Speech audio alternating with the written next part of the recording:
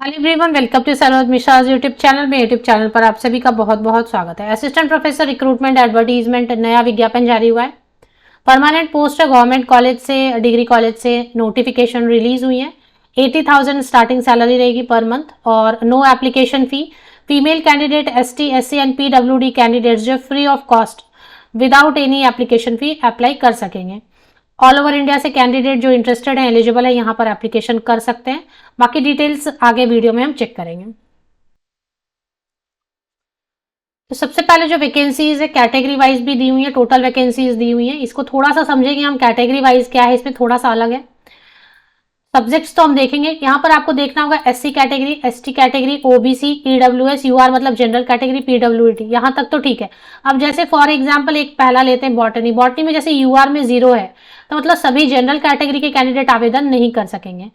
तो कौन आवेदन कर सकेंगे? जिनके SC कैटेगरी में 1 सीट है तो एक कैंडिडेट मतलब सेलेक्ट होंगे। SC कैटेगरी से ही कैंडिडेट इसमें अप्लाई कर पाएंगे। ST कैटेगरी के लिए 1 सीट है तो 1 कैंडिडेट जो है ST कैटेगरी से सिलेक्ट होंगे। इसी तरह OBC एंड EWS कैटेगरी से कैंडिडेट अप्लाई कर पाएंगे, लेकिन जनरल कैंडिडेट बॉटनी में अप्लाई नहीं कर सकेंगे। तो ये आपको ध्यान देना है कि जब भी UR में 0 है मतलब वहां पे जनरल कैंडिडेट के लिए सीट नहीं है, तो आपको अप्लाई नहीं करना है जहां पर भी UR में 0 लिखा है। तो इतना ही फर्क है, बाकी सेम है। बॉटनी है, केमिस्ट्री है, कॉमर्स है। टोटल वैकेंसी सामने लिखी है, टोटल वैकेंसीज यहीं पर है, सेकेंड कॉलम थर्ड कॉलम में।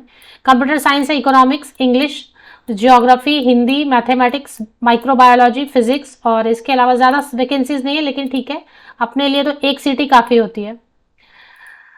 और economics, English, geography, Hindi, mathematics, microbiology, physics, political science, Sanskrit and zoology. तो ये इतनी सारी वैकेंसीज है। 14 सब्जेक्ट्स हैं टोटल जिनमें की वैकेंसीज है। नोटिफिकेशन कहाँ से रिलीज हुई है और आप कैसे चेक कर सकते हैं ये देखेंगे। Swami Shraddhanand college, university of Delhi. तो यूनिवर्सिटी ऑफ दिल्ली के अंतर्गत आने वाले कई सारे जो है ना अलग अलग कॉन्स्टिट्यूएंट कॉलेजेस हैं। तो उनमें से अक्टूबर नवंबर मंथ से जो है ना वैकेंसीज आनी शुरू हो जाती हैं। तो जहाँ जहाँ भी किसी भी वजह से, प्रमोशन की वजह से, ट्रांसफर की वजह से लोग छोड़ देते हैं किसी वजह से, तो जो भी सीट्स खाली हो जाते हैं उन सीट्स के लिए अक्टूबर नवंबर मंथ से अलग अलग कॉलेजेस से यूनिवर्सिटी ऑफ दिल्ली के अंतर्गत जितने भी कॉन्स्टिट्यूएंट कॉलेजेस हैं, एक एक करके आपको सबसे वैकेंसीज देखने को मिलने लग जाएंगी। तो फिलहाल जो वैकेंसी आई हुई है वो स्वामी श्रद्धानंद कॉलेज से है, यूनिवर्सिटी ऑफ दिल्ली, 26 अक्टूबर को।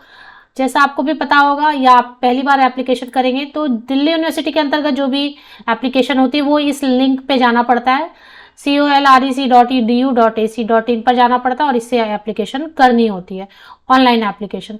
पोर्टल पे जब आप जाते हैं तो कई बार आपको कॉलेज का नाम नहीं दिख रहा होता है, तो आपको 1 वीक, 1 वीक, 4 दिन, 5 दिन वेट करना होता है। एप्लीकेशन के लिए पोर्टल ओपन हो जाती है तो लिंक वहां पर दिखने लग जाता है।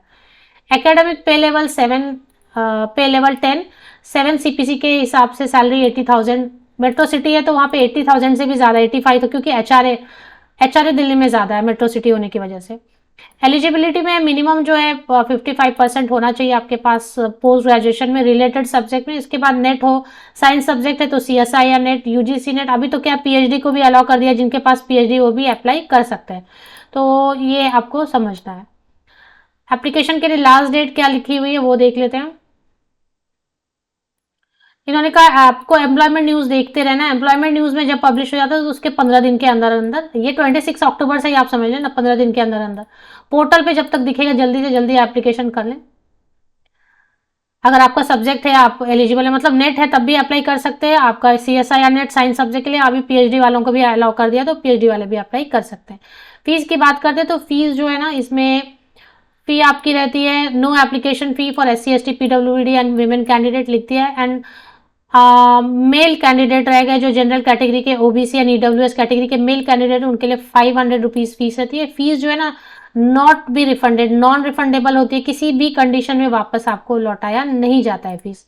तो एक बार पढ़ लें अच्छे से एडवर्टीजमेंट को। इसके बाद इसमें जो है कोई भी ये नहीं रहता है, एग्जाम नहीं होता है, सिर्फ इंटरव्यू होगा, जिसके लिए शॉर्ट लिस्टिंग के लिए ये API यूज करते हैं ये।